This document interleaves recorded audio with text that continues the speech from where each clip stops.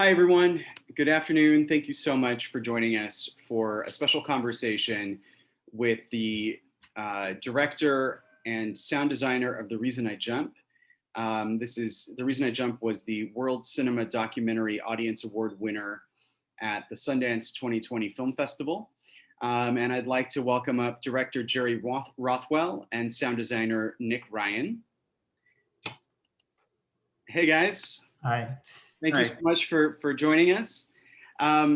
Before we get started, I just wanted to let the people in the audience know that for audience questions, we like to have you write your questions in advance into the Q&A box. And then when the time comes for us to open up the conversation, I'll invite you individually to ask your questions live on the panelist side of the webinar. So just be prepared. If you're not camera ready, you can always put a note in there to just have me read it out loud. But it's always really nice to get to see the people that are watching. So I hope you'll take us up on that. Jerry, let's start with the book by Naoki Higashida. I feel like the way that the book is sort of interwoven into the film is very powerful, and I'm curious to know about your personal connection to the book, how you came across it, and what made you use that as a springboard for the project. So the book really came to me through two of the producers on the project, who are actually Joss's parents, who you see in the film. And I guess when I first read it, I've made films around the subject matter of autism and learning disability in the past. Even sort of early in my kind of filmmaking career, I was kind of like a community filmmaker doing a lot of work around advocacy in that area. But the book was still a kind of revelation to me. What it does is it's a book written by a 12-year-old Japanese boy who wrote it by pointing to letters on a letterboard. And the book is structured as 58 questions that, he thinks people want to know about him. I guess they're questions he hears people ask, things he thinks people are confused about. It's also a really perceptive book from an autistic person's point of view, looking at the neurotypical world. So in a way, he has to do this. There's an idea that autistic people don't possess a theory of mind. I think this book kind of blows that out of the water, because he has to do this act of understanding what other people think about him is strange, and why, and to explain how it actually looks to him, and how actually the neurotypical world to him looks pretty strange. So that was kind of my first encounter with the book. So the film itself has a very broad international scope, which I can imagine must have been, quite a unique endeavor when it came to finding the individuals whose lives you were going to follow. So tell us a little bit about how that process started. Where, first of all, choosing to look at multiple families, and then also choosing to look at it from an international point of view. I mean, my first instincts were probably quite unimaginative. I thought this could be a film about Naoki finding, a 12-year-old boy finding his voice. He was now 26. I could kind of track how he devolved as a writer. He was still writing a new book at the time. And so I went to meet him. He still communicates through this method, does it completely independently. So it blew away any doubts I had about his authorship. But he was, happy with the idea of the project, but basically said, I don't want you to film me. I don't want to film about me. So that left me with this text, this text of a Q&A, basically. No characters, no plot. But I thought there was still a validity in the way that his words might help us immerse ourselves in the lives of non-speaking autistic people. Not to say that his experiences are the same as others, but that there was a way in which they could kind of just flip the way we were looking at things. So I sort of started I wanted to think about it globally, because I felt, so many of the films about autism and non-speaking autism are set in the kind of affluent West and North. I've been shooting in Sierra Leone, and so I was interested in how autism played out there, and I met Mary and Justina, her daughter, there. came across Amrit's work.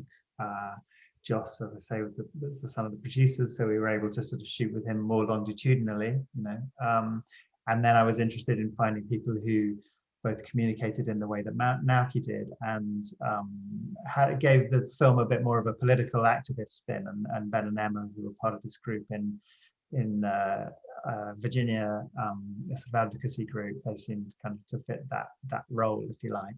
But I sort of feel I'm not a great believer in casting in documentary. I mean, I think that, you know, fundamentally, I mean, I do believe everyone has a story, and I think that the relationship between the filmmaker and the contributor is the critical thing. So if there's a casting process, it's more about, okay, how are we gonna connect, or what's our journey gonna be on the film? And if you sort of feel that that's there, then for me that's enough. I think there are multiple people I could have filmed with for this film. Bringing us into their world obviously involves a lot of cinematic techniques, both in terms of cinematography and the sound design. Because you're really heightening our perceptions of things in direct, I think, in a complementary way to the narration that we're getting from Naoki's book. So can you talk a little bit about I guess let's start with talking about the sound, because so many things that we see in close-up detail have sound, but it is heightened, and it doesn't necessarily always I guess, need to correspond one-to-one to what is actually being shown, right? So Nick, tell us a little bit about the way that you approached, I guess, designing this world, and how, you know, what sorts of things from the book may have been inspiring in that process as well. So, well, the first thing that I'd like to sort of mention is that Jerry got me involved very early on in the process, and that was really crucial to the way that the sound design unfolded. And by luck or coincidence, I'm someone that's very interested in perception, auditory perception, and a lot of my work sort of investigates that in all sorts of different ways, you know, in not just in film, but kind of instrument building and sound installation and other kind of forms of sound art.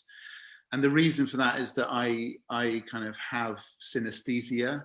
I experience colors and visual texture as sound, and vice versa. And a number of previous projects I've worked on have involved sort of exploring that, a number of film projects, exploring that sort of difference in perception that individuals have from one another, and using sound as a sort of means of transmitting the sensation of perception that's different to all of us. So in a sense, it became very apparent that we weren't trying to build a world, we were trying to build many different worlds. And I suppose they were ways of feeling. And sort of in the John Berger sense of things, my job was to explore that as ways of seeing and ways of hearing. So I was creating a sort of auditory language for the very kind of compassionate and textural sensation that you see, as well as diverging from that, as you suggested. So sometimes the sound is actually sort of showing a sensation such as rain. So there's a scene in the film with Amrit, one of our characters.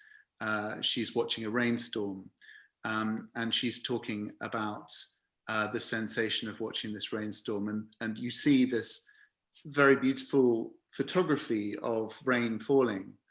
And some of it's slow motion, some of it's very, very intense. And whilst you think you're hearing rain, you're actually hearing the sound of shards of glass being swept across a floor, and the crackling of fire. So we're in that case, we're actually using sound to, I guess, suggest texture, but in some ways, sort of slightly, in a way that you can't quite sort of put your finger on, but it's not quite what you expect. So we were sort of using sound to create many worlds of experience. And I think there's a book called Autism and Sensing by Donna Williams, which Jerry created lots of extracts from to share with me. And she describes autism in the book in many different beautiful ways. One of her experience of autism, and one of them, it describes rooms as being like instruments with a limited number of notes. And she talks about how the wind in a room tends to kind of sound the room out and allows for a perception of space in a kind of quite an interesting way. So we were also trying to depict the spaces that you move through visually by recording, for example, the ambiances of every location and using those reverberances to treat dialogue in each place that you visit.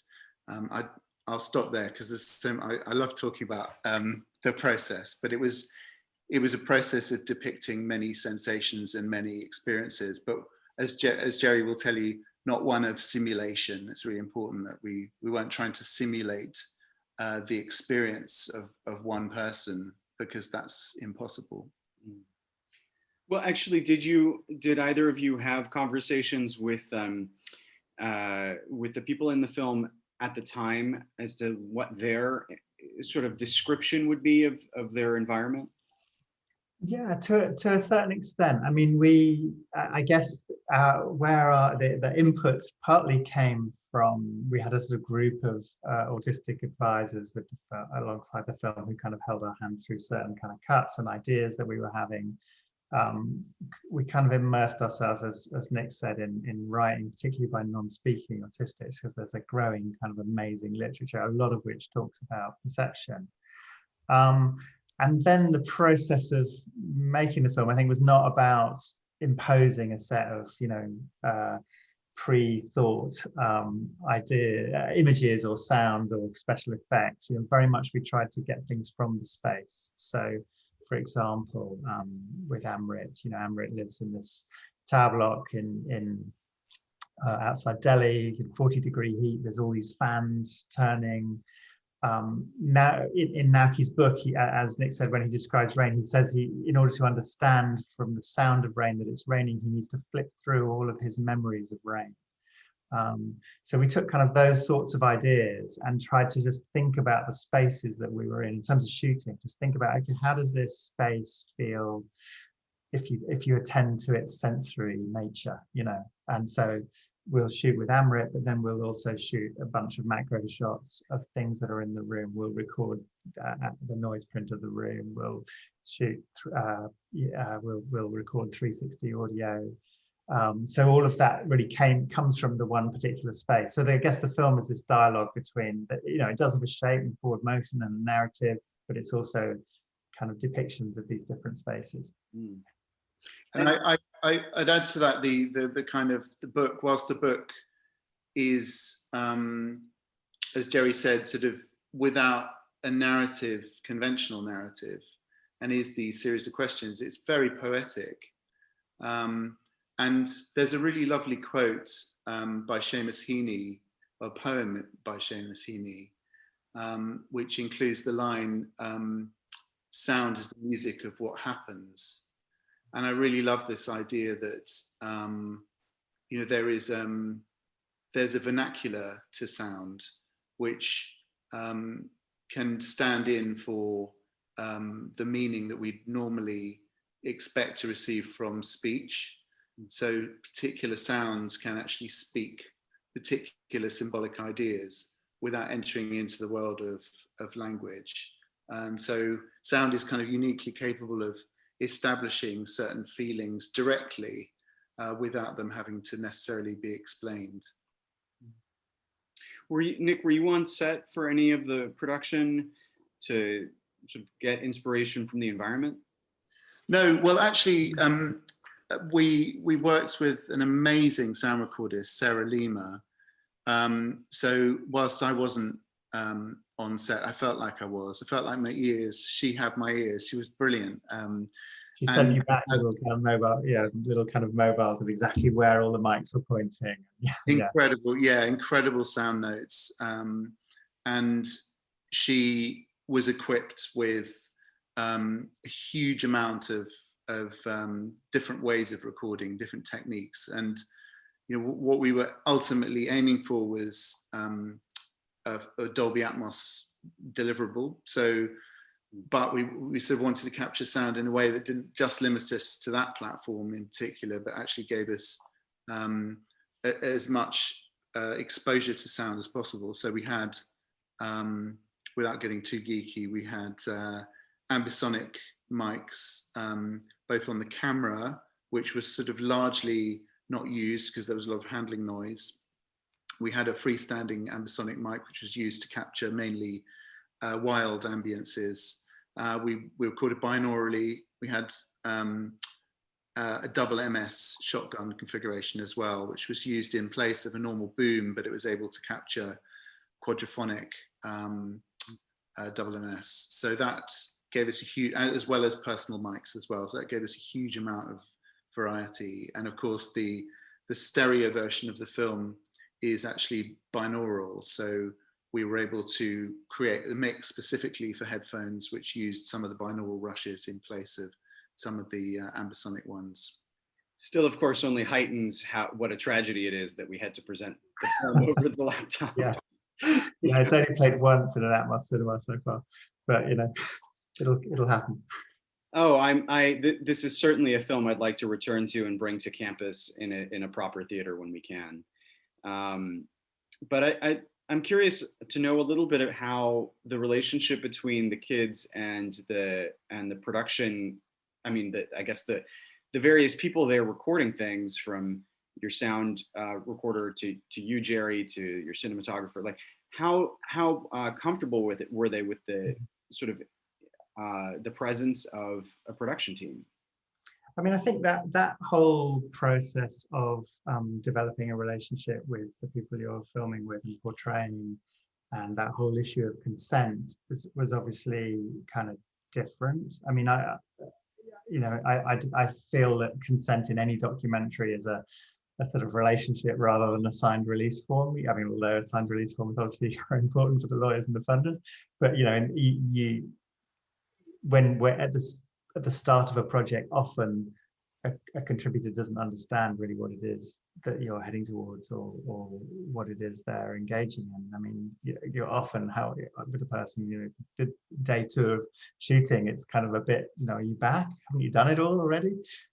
So I think that in this project, that was kind of intensified. It was a process much more of trying to show people things we shot, show people how the camera works, looking through the camera, using it, playing back material, sensing when people were uncomfortable with shooting and when to stop, which actually on the whole people were not. There was only a couple of times I think where we said, okay, there's too much going on, and usually that was because there was something else going on top of the shooting. Is that coming from the parents or from the children? I think it's coming from. I mean, say for example, Josh would make it very clear when he'd had enough. So it was about listening to those signals and not kind of pushing it. I think that's so. In a sense, I don't think it was massively different from other forms of documentary making.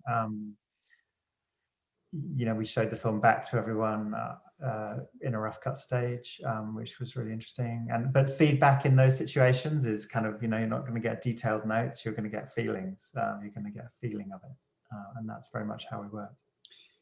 Did you shoot this in sort of like let's say, is like some time spent with one family, then the next, or were there back and forth shoots over time?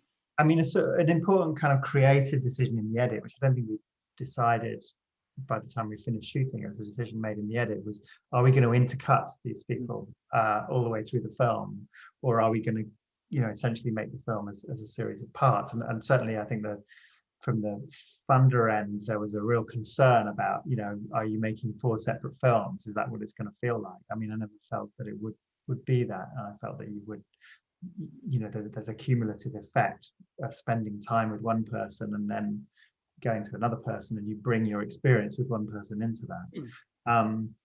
I guess there were 2 kinds of shooting with Joss, because he was local to me, because I knew his parents well, and some material they'd shot in his childhood on a mobile phone. Some of that's used in the film, but his material was shot over maybe a couple of years, and begin with me shooting just on a Sony FS5.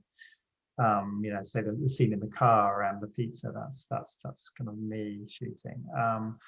But then when we got funded, we got into a shoot where we could make, much more, go for some higher end production values. We shot on a Mini. We tended to spend a kind of week with each family, maybe a week's 10 days, and we did it twice with some families and only once with some. So kind of relatively, I guess, probably other than my kind of shooting, which I almost think of as research shooting, maybe the shoot was 40 to 50 days, something like that, but spread out over 2 years. So you mentioned the funders. I'm curious to know a little bit about the backing for the film. This movie really does have the potential to change a lot of hearts and minds. And I'm curious, from the point of view of the financing, what sorts of goals they had besides the creation. Yeah. I mean, we were really fortunate, I think, that fairly early on, after we got some initial development money, Vulcan Productions in Seattle came on board, and their kind of agenda is partly on making kind of, high-end feature docs, but it's also about impact and making change, and that will be a significant part of them evaluating a project.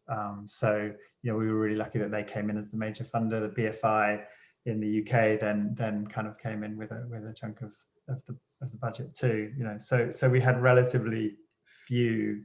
I've worked on projects where you've had maybe 10 or 15 different broadcasters and financiers in order to get to the production budget, but on this there was relatively few, which makes it kind of easier editorially, I guess. I'm curious to hear a little bit about the situation in, I guess, in India and in Sierra Leone in terms of both the hearts and minds, like sort of the cultural understanding of autism, and then also the government's sort of role in information and support and medical treatment, because it seems like there's potential for there to be even if the government is sort of more informed as to what services need to be provided, there's still a stigma attached, particularly as we see in Sierra Leone. What was the situation in both of those countries? What did you find? I think both of those families you see are relatively fortunate within the countries that they're in. Amrit's mum is a teacher; she has a job, and the school that she teaches in is happy to allow Amrit. I mean, Amrit works in the art room of the school permanently. That's where she spends all her time. Hence her massive productivity of artwork.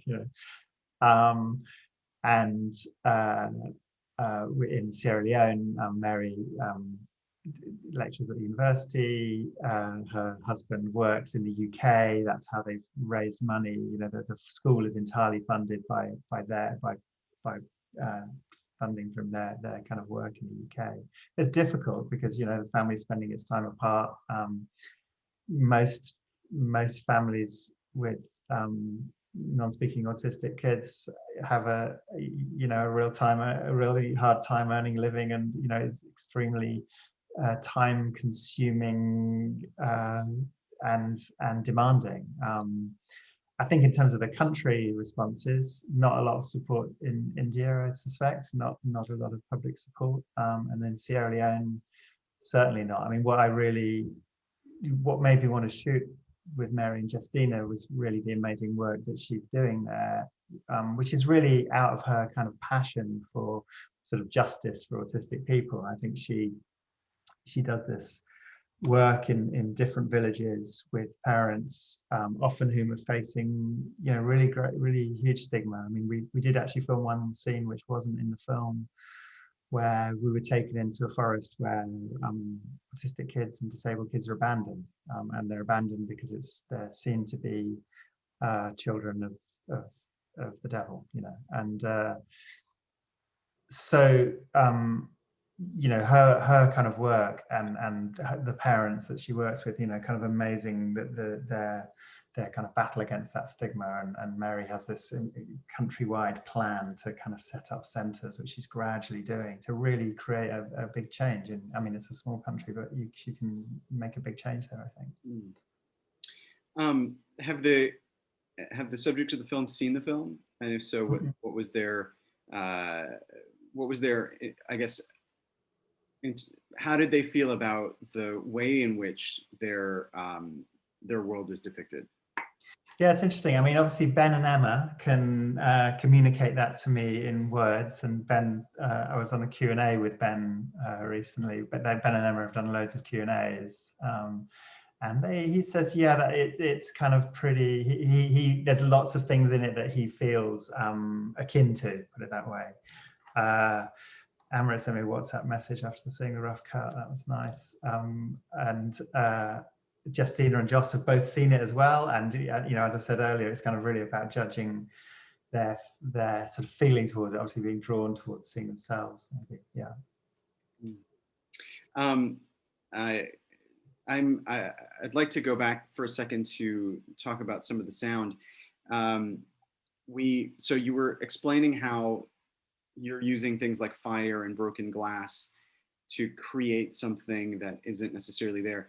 Can you talk about some of the, I guess, what some of the challenges in here that maybe were derived from cinematography? I'm thinking like there's some beautiful shots of petals and things like that. What's your process for going about trying to establish the audio, like the complementary audio to something that might be something that doesn't really elicit a whole lot of sound when you just look at it in a visual? I remember just before it starts, I remember getting an email off and saying, "Can you change this shot because there is no sound to a flower?" But yeah. The answer was no. I seem to remember. It was. Yeah. But I mean that's a really interesting question, and it made me think an awful lot about, as I often do, about this boundary between phonetics and semantics, and essentially, or diegetic, non-diegetic, or there's this kind of there's this boundary between an object which speaks for itself, and an object which requires either a word to describe what it is, or something else or music to illustrate the emotion which it evokes. And I've done quite a lot of research recently into the way that we name things, and the relationship between the names that we give things and the sound that they make. And it turns out that onomatopoeic words only exist for things which are sonorous, which makes sound. Now that's stating the bleeding obvious, but I think that's really interesting. In other words, to reverse it, the things in our world that make sound have names which sound like what they are. And so for something which doesn't make a sound in vision, you have a really interesting challenge to describe that using sound. And I think that's where music comes in. And my relationship with or our relationship with Nenita Desai, who scored the film, bridging that perceptual gap. And that's kind of where music is capable of describing the objects that you see that don't speak for themselves, if you like. I mean, that's quite an interesting part of the process. But then there are other objects that you see in the film, such as the green boxes, which Joss is obsessed with. In the UK, we have these green metallic cabinets which are on the side of streets, and they contain telecoms infrastructure, and they produce a very high pitch sound which Joss can hear. But of course, although those are envisioned, we can't actually hear them ourselves. And so there's another challenge there, which is how do we enable our audience to hear these things which our character can hear, or someone can imagine, but we can't actually. So these are more kind of ethereal things perceptually, and it's not just the case that they don't make sound, they just make sound that we either hear in our mind or we can't hear. And so for that, we kind of made our own microphone that could capture electromagnetic radiation from being emitted from these boxes and transform that into audible frequencies so that we can hear them. So that's also kind of nice. Was a really nice challenge. Tell us about whether or not there was more direct involvement with Naoki. So I, after the first visit, Naoki visit, it was like a kind of launching the ship. He said, off you go, and really didn't want to get particularly involved. Didn't want to, didn't have strong ideas about what the film should be. But I had this nervous moment where I kind of sent him the rough cut, which was great. And he and his mum gave some quite detailed feedback on it, which was great. I mean, they really liked it. And so that was satisfying, because it's that kind of concern that, Naoki's put so much of himself in this, into his book, how and what I've done is in a way create something which has the same sort of cinematic mission as the book has, but it's completely different. Obviously, it's got people in it who aren't in the book. It's got lives and experiences that aren't Naoki's. So that was an interesting moment. But I mean, they were very generous around it. I was struck again. I was struck the first time I saw this film, and then again when I rewatched it this week, how visually stunning the sequences with the kid underneath the bridge where the train is. I think it's basically the underpass of the bridge. Mm-hmm. Can you tell us a little bit about the conceptualization of the sequences with the boy? Because those are obviously components that are different in production and then, for families. I mean, so we, I guess one concern with the approach that I've talked about was that the people we went to in the film with these readings of the book would become kind of almost like case studies or examples of what, now if he says something and you go to someone and they're apparently experiencing or doing the same thing, which I felt was kind of very reductive, suggested that, all autistic people were the same, which isn't true at all. So I wanted to get away from that and create a space for the book where it was outside of the documentary kind of observational scenes within the film. And so we had this idea, you would hear this voice and you would perhaps see a young boy who was maybe the same age as Naoki was when he wrote the book. So he's kind of resonant of Naoki. He's not really playing Naoki, but he's kind of makes you think about this Japanese child's perspective that you're hearing. And I was just really lucky to find a young non-speaking autistic Japanese boy in the UK who was up for it and had this amazing kind of fascination, sort of kind of wondrous sort of experience of the world. We just got fascinated with certain things. He loves kind of trains particularly. So we decided to structure that as a journey. We decided to give it a kind of sense of movement that wasn't maybe in the documentary material. So we shot all that on a Movi. We had, by the way, a really small crew on this. It was literally camera assistant, sound, and me. So we had to go small on all of the stuff, but we had an amazing DOP, young guy, Ruben William Deschamps, who wasn't a documentary cinematographer, worked mostly in music videos and short drama.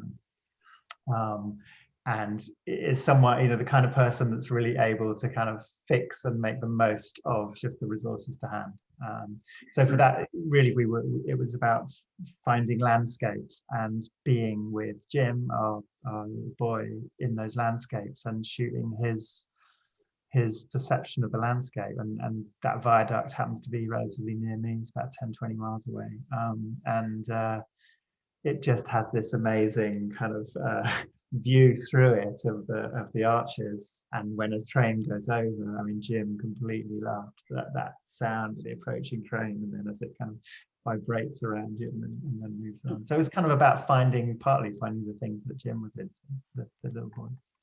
It's a really kind of sound-wise, it's a really kind of big moment, that with the train, and kind of allows us to really use the kind of directionality of Atmos to kind of create this really big impact with the train.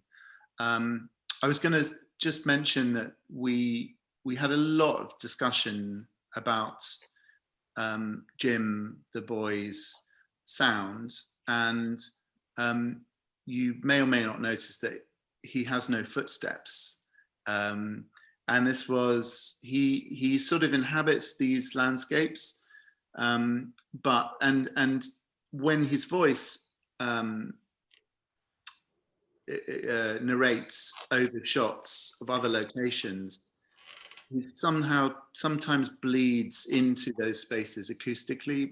As I mentioned, we captured all the impulse responses at different locations. We were able to sort of slightly treat his dialogue. I think there are two moments where you hear a tiny bit of reverberance that belongs to the space that you're looking at, but generally his voice belongs to his own place, and so he's walking through these landscapes, but you never hear his feet touch the ground. And I think it was David Mitchell, wasn't it, who translated the book and described his son, thinking that his son was who is also non-speaking, was like an envoy from another world. Well, thinking the book, I mean, I think what he says is that he felt the book was like an envoy from his son's world. So it's like almost that the Jim is the kind of spirit of the book, I think. There's also another jumping off point within the book that we didn't really, so the book closes in this short story that we didn't really use. But in the short story, Naoki writes of a boy who is involved in a car accident and doesn't realize that he's dead. So there's this period where he's quite puzzledly wandering around the world, trying to go home, well, to begin with, around his neighborhood. No one seems to take any notice of him. He goes home, no one answers the door. He looks in through the window, he can see his parents inside and they're really upset. And I think in some ways that's a kind of metaphor for feeling invisible, for the feeling of being an autistic child and kind of invisible in some way, fundamental way to the neurotypical world. So it felt that thing of giving the boy no footsteps was, and in fact the role of the boy at all was like this kind of this first person who's kind of moving through the world as an envoy. So I want to open up to some audience questions, but just one quick last thing. I was struck by how beautiful Amrit's artwork is, and I'm curious what sort of future that has. If the exhibition led to sales, if there's potential to earn a living that way. Yeah, I mean, I think that obviously I guess the concern of all parents of non-speaking autistic people is how are they going to survive sort of after their parents' death. And I think there's a real hope that Amrit will kind of gain more recognition as an artist. I mean, not just for that reason, but for, because it deserves it. That was her. I think she'd done an exhibition before that, and I think their films probably certainly helped people buy paintings. I mean, one just hopes. I mean, I kind of hope that work gets more recognition, because I think it has a really particular take on the world. A really particular way of seeing, which is why we kind of start the film with it, because we felt that her artwork could kind of take us into looking at the world in a different way. AmritKarana.com is where you can buy. Sorry, say that again? AmritKarana.com, you can buy Amrit's paintings. We should put that in the chat just in case anyone watching wants to. Ruben bought about 10. Yeah, the crew slightly. We were so taken by her work that we kind of ended up sort of buying I think like 17 paintings between the four of us, and And then, you know, we're just about to go to the airport and this huge crate arrives. We hadn't really realized how big it was going to be. It was, you know, like several, you know, it's a few meters high crate, which of course you can't really take through excess baggage. So we had to strip them all apart and kind of wrap them all separately in bubble wrap. Very dramatic. So I'm seeing some good questions from Ryan Armstrong, and Ryan, I'm going to bring you over as a panelist, and you can ask these live. If you'd rather not put on your video, that's okay. Just use your microphone.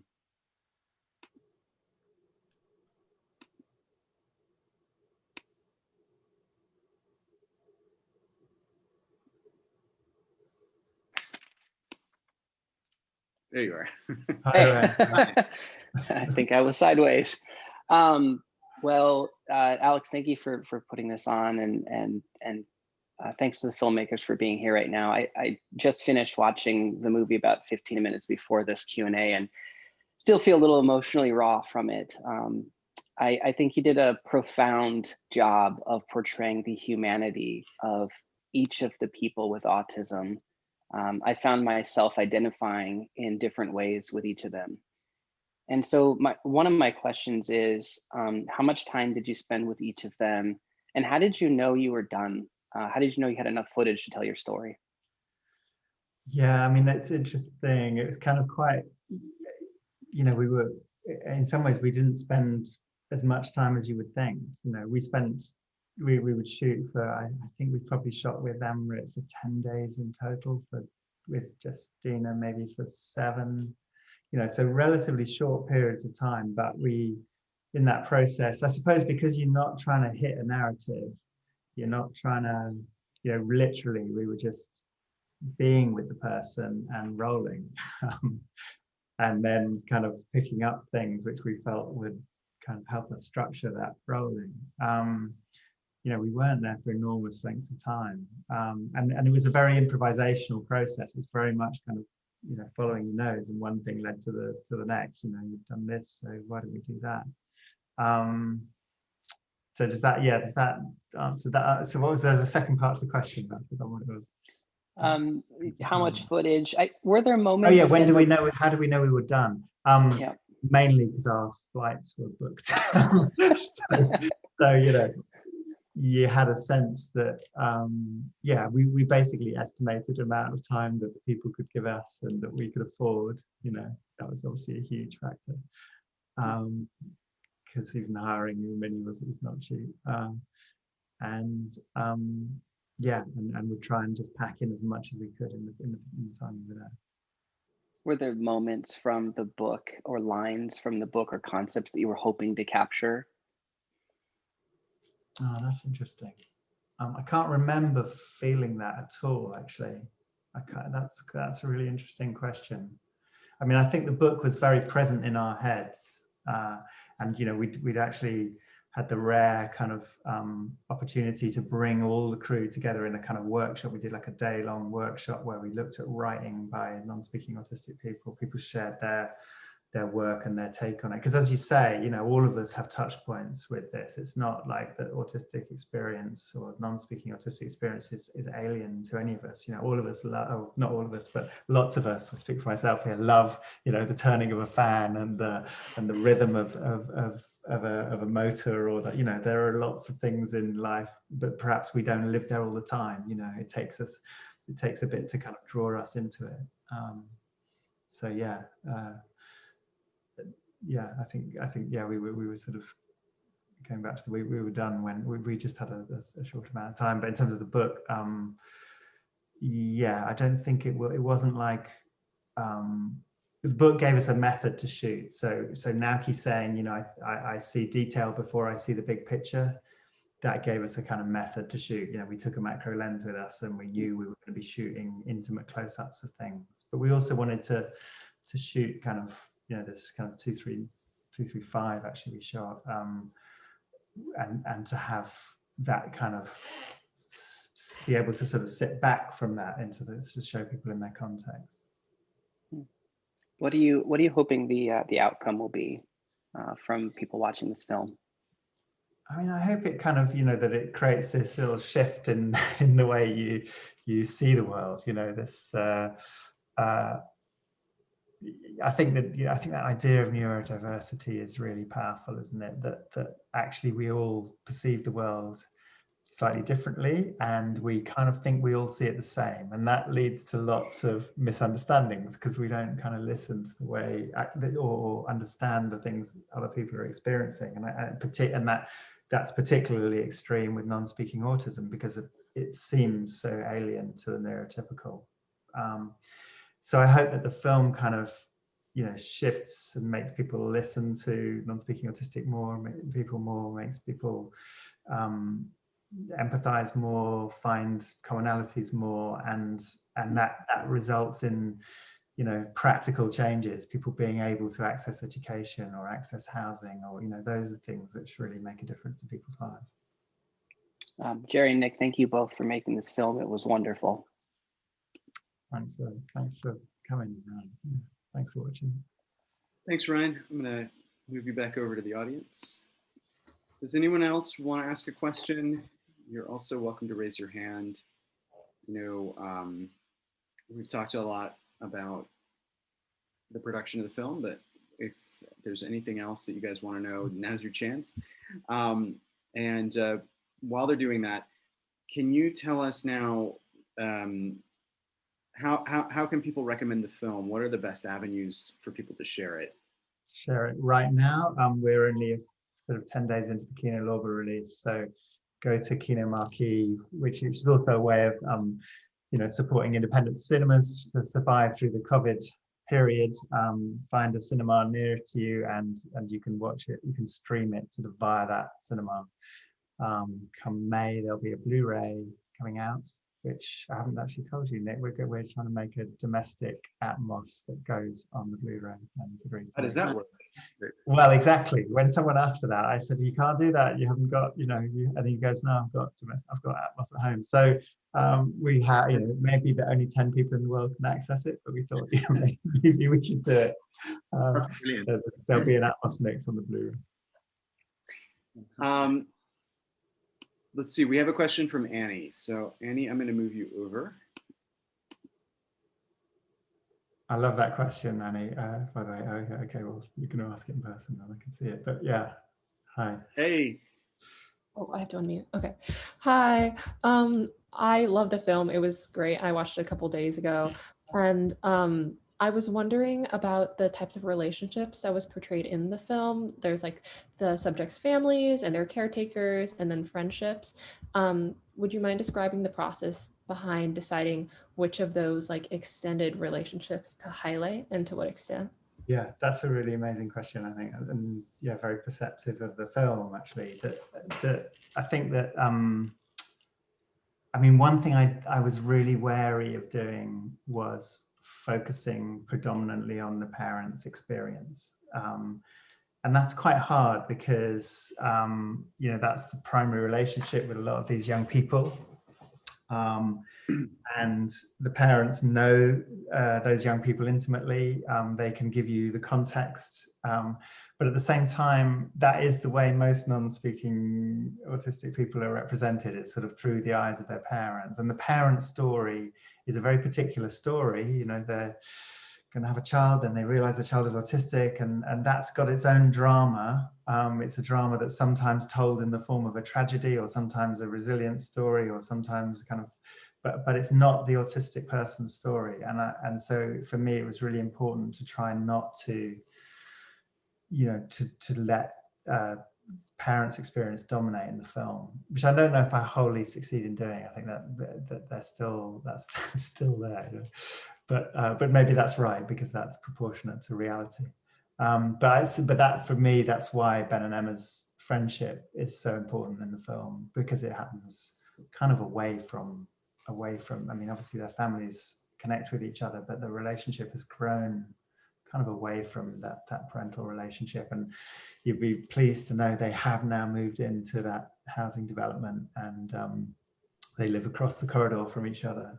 Ben, I think, lives with his brother. Emma lives as a support worker, but they see each other every day, which is great. Yeah, the friendship. I just wanted to add there was quite an interesting technique-wise, quite an interesting thing that came up when we were designing a scene with Ben and his mum, in which we're talking about, we're kind of exploring this idea that autistic people are often thought to want to be alone, whereas in fact, they don't want to be alone, they want to be with other people. And his mum is talking about Ben in the kitchen, and we cut away visually to Ben, who's sitting on his own in the dining room, and you see the fan spinning above him, and he's fiddling with a few things on the table. I think it's a can of Coke and stuff. And his mum continues to talk about him and his speech therapist. And ordinarily, you would cut away visually to him while she's talking about him, but the audio would continue to have been his mum talking clean. What we actually did was we cut away both in vision and in sound. So you have this sensation that Ben is being talked about, and we hear all the audio from his perspective.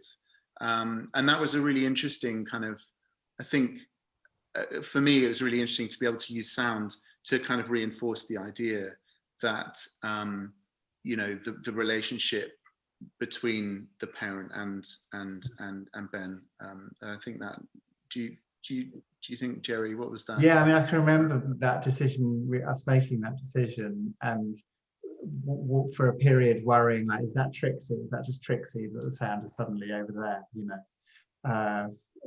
And likewise, when Joss holds his ear, and you, I mean, in the cinema, you lose the whole of that side of the cinema. You're only in this side, and is that kind of Trixie? But it really worked. It was kind of an example of something where if you kind of just take the leap, you know, it can pay off. Great, thank you. Thanks, Annie. So just one last comment that came in was a thank you to the filmmakers for your sensitive and creative approach to making the film. This guest is on the spectrum and doesn't speak, so just to let you know, especially since the audience can't see the comments as they come in, I just wanted to share that. Thank you. We should add, actually, Jerry, that we did, at Sundance, we did actually screen the film for yeah, we did a relaxed screening. Yeah, we kind of just trying to sort of it's interesting because I think the film probably is, I don't know whether you think this, Cassie, if that's how I say your name, you know, whether the film is primarily aimed at neurotypical people, you know, to understand something they don't understand or we don't understand. But it's so critically important, certainly to me, and obviously to that whole project, that the autistic people themselves recognize things in it or feel that it doesn't misrepresent an experience. Or so yeah, that thank you very much. That comment is very gratefully received. Well, thank you so much for spending this time with us. I know you're in vastly different time zones than we probably are. So I appreciate sharing the film with us, sharing the insight into the process, and best wishes for, I think there's maybe some shortlist voting going on. I certainly want the film to have a brilliant life. Obviously to get traction with awards that it deserves, but also to continue to find its public and theaters that can play Dolby Atmos. So at some point I'll be hitting you up for a theatrical experience on campus, and it would be nice to experience that as well. So thank you both so much. Pleasure. Thank you for having us. All right, take care, everyone. Goodbye. Bye.